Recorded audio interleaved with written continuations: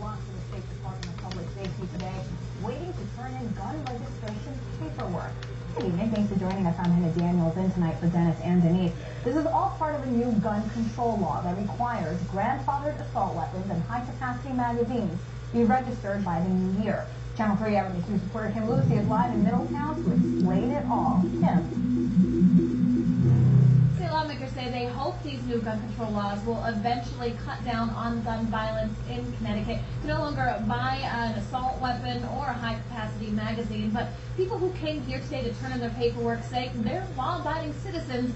They just want to make sure they can keep the guns that they had before that law went into effect. Idiot. If you have completed paperwork, I can take you here. State Police headquarters was jam-packed today. Cars parking along the street, the line wrapping behind the building, all so gun owners could keep their weapons legal. We took the paperwork once we got up near the door. If everything was all right, they flipped it together and put it in the basket and said we're all set.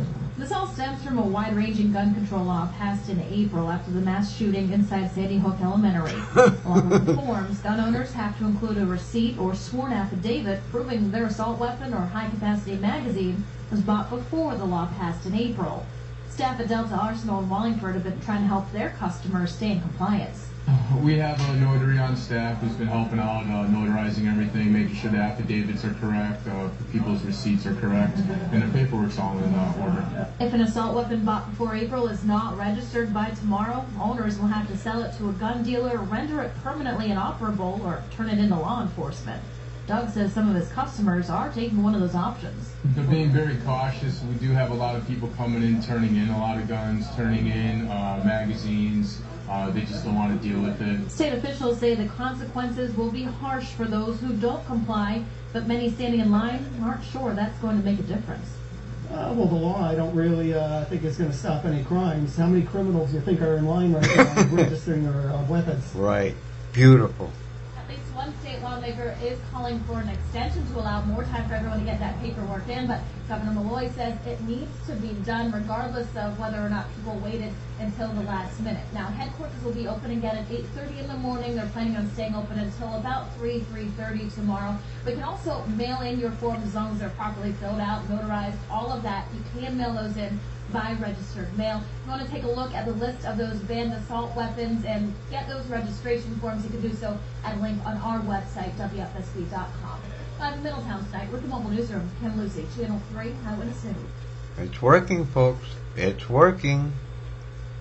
This is the beginning of the end for gun owners. Now look what you need.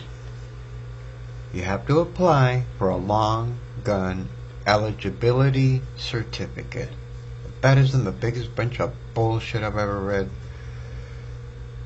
Okay, all right. I'll calm down. Move this thing over a little bit. Okay. Emergency Services and Public Protection, despot, in other words, to purchase any rifle or shotgun. You are exempt from this requirement.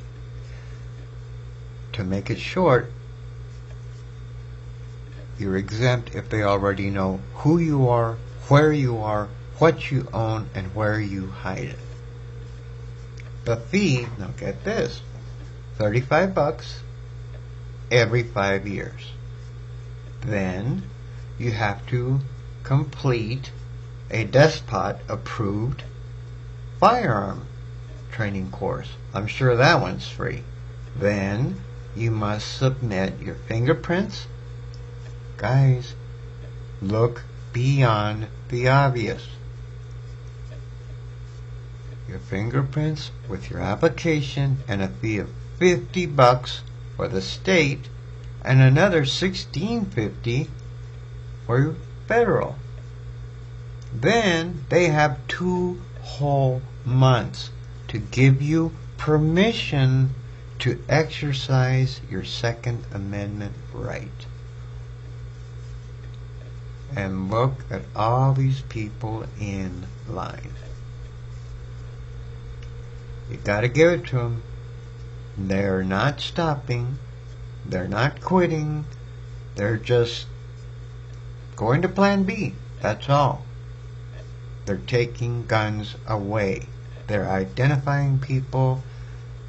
They're logging as to who has what and how we take care of that.